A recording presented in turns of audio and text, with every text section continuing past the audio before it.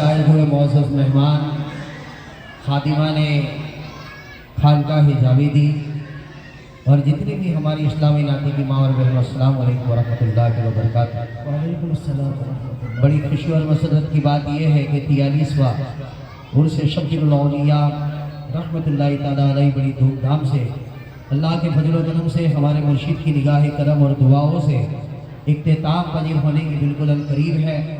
کل شریف کا وقت ہے، دعائیں قبول ہونے کا یہ ایک بہترین موقع ہے۔ بس چند منٹوں کے لیے میں آپ کے حاضر باثواب ہوں، دل کی گہرائیوں سے سماعت فرمائیں۔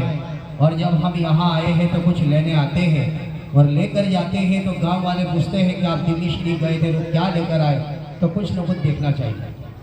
تو تمام حضرات کو سب سے پہلے السلام علیکم ورحمۃ اللہ وبرکاتہ۔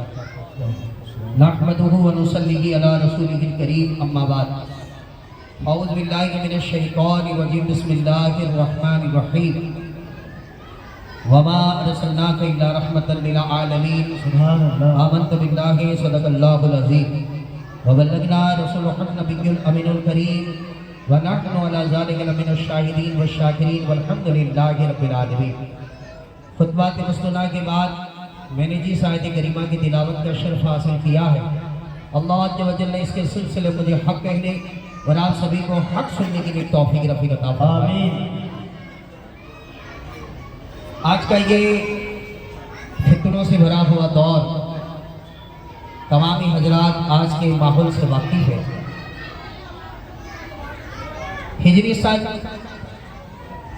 1100 کی طرف خالی 1-2 منٹ کے لیے میں آپ کو لے کر چلتا ہوں کہ جب چنگیز خان اپنی پوری لاؤ لشکر کو لے کر اس نے پوری دنیا کے اندر ظلم و ستم کے ایسے پہاڑ توڑے کہ کوئی بھی انسان ہو، اس کو نہ دھرم سے مطلب ہے نہ جات پات سے مطلب ہے، جہاں کہیں پر بھی جائے اپنی حکومت کو قائم کرنا، لاشوں کی لاشیں اور لاشوں کے ڈھیر لگا دیتا۔ چنگیز خان کی باری ختم ہوئی، اس کے سگے بیٹے کے 2 بیٹے الگ، دونوں بیٹوں کے 2 بیٹے الگ۔ تاریخ اس بات سے شاہد ہے کہ ہجری سن 1265 کے قریب بغداد کی سرزمین کے اوپر 14 دن کے اندر 5 لاکھ لوگوں کا قتل ہوا۔ 14 دن ہلاکو خان نے یہ پوری سسٹم چلائی۔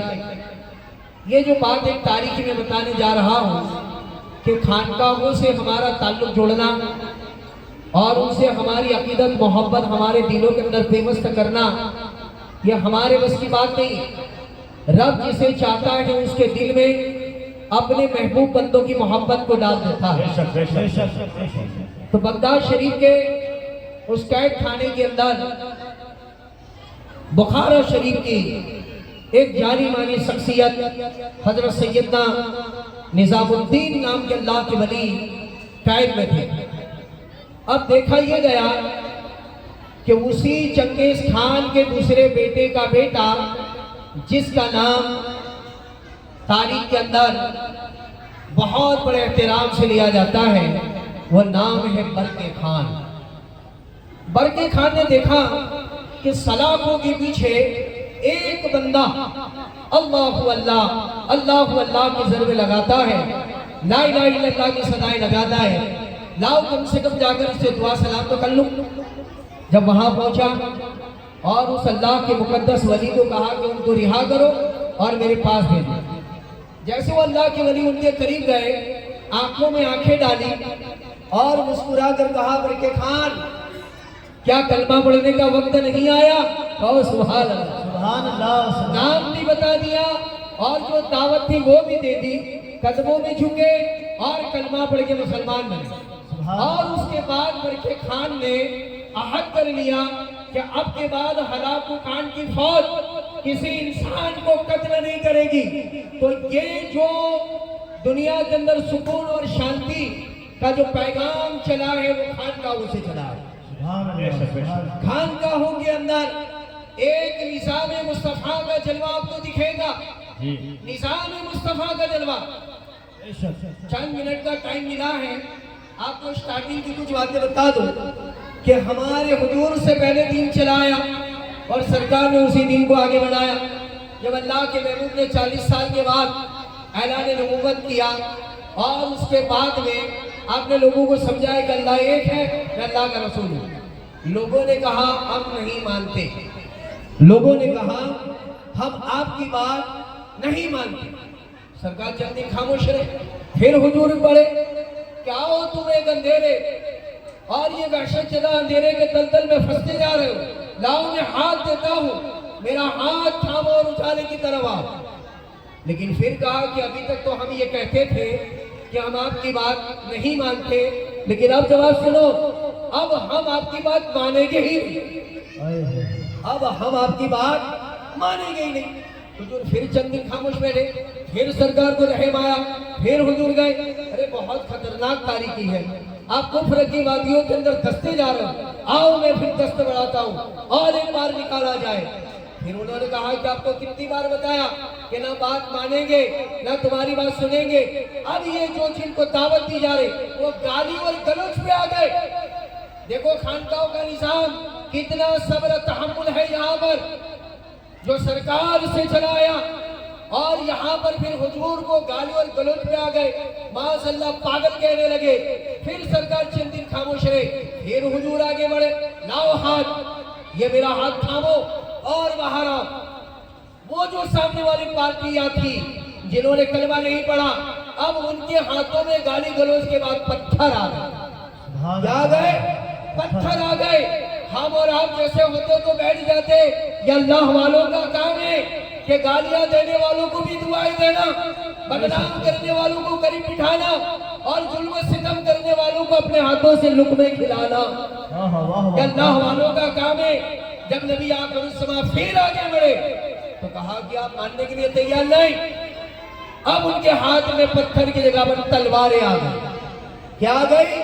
تلواریں آ گئی۔ حضور چند دن خاموش بیٹھے، پھر سرکار آگے بڑھے، اب رب کا حکم آیا، اے محبوب خاموش، اب تم ان کے سامنے تبلیغ نہ کرنا، اب ان کو دعوت حق پیش نہ کرنا۔ اب اللہ رب العزت کہتا ہے سنو، ہم اعلان کرتے ہیں، قل ادعوا ابناءنا وابناءکم ونساءنا ونساءکم وانفسنا وانفسکم ثم نبتہل فنجعل لعنت اللہ علی الکاذبین۔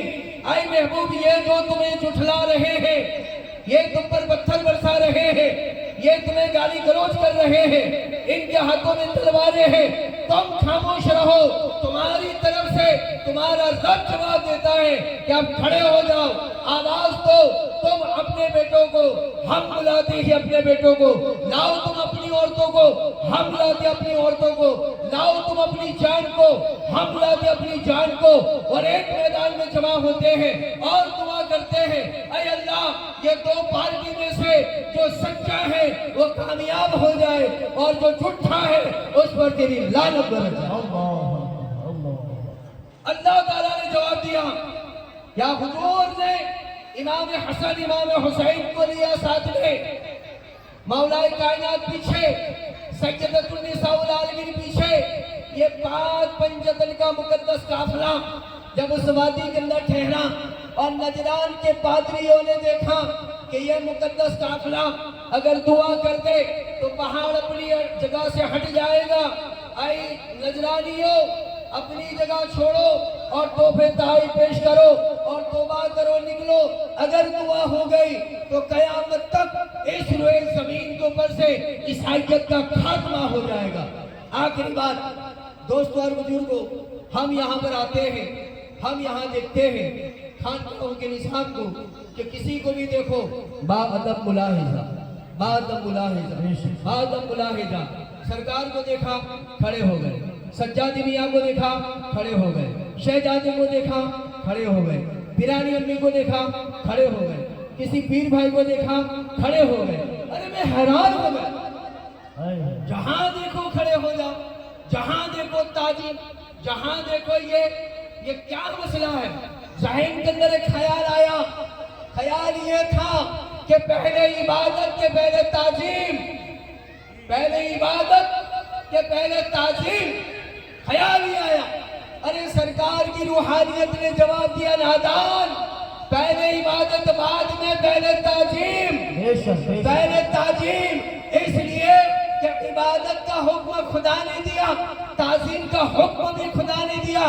عبادت میں ملائکہ ملوث ہے، تمام ملائکہ عبادت میں، کوئی قیام میں، کوئی رکوع میں، کوئی سجدے میں، کوئی تسبیح میں، کوئی تحلیل میں، کا رکو سجدے سے سر اٹھاؤ، اپنے بعد عملوں کو ختم کرو، آؤ میری بارگاہ میں، یہ جو یہاں پر جسے بٹھایا گیا ہے، آؤ سب عبادت کو چھوڑو، اور عبادت کو چھوڑو، وَإِذْ قُلْنَا لِلْمَلَائِكَةِ اسْجُدُوا لِآدَمَ، عبادت کو چھوڑو اور میرے نبی کے سامنے تعظیمی سجدے کے سامنے جھک جاؤ۔ نعرہ تکبیر، نعرہ رسالت، عرس شفیری، عرس شفیری، عرس شفیری، نعرہ تکبیر۔ وہی عبادت اور وہی تعظیم چلتی رہی چلتی رہی چلتی رہی، دور گزرتا رہا،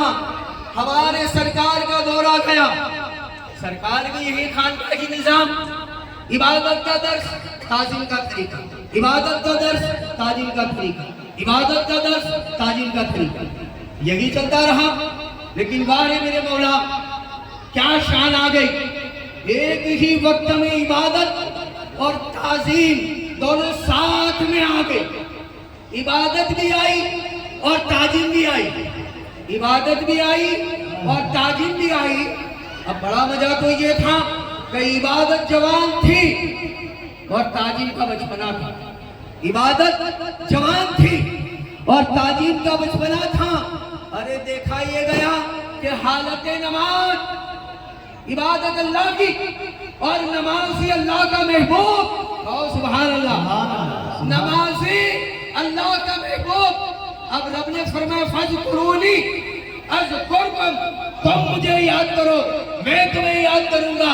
تو بندہ عبادت الہی کے ذریعے، عبادت الہی کے ذریعے بندہ رب کو یاد کرے، اور رب بندے کو کیسے یاد کرے؟ کیا خدا بندے کی عبادت کرے؟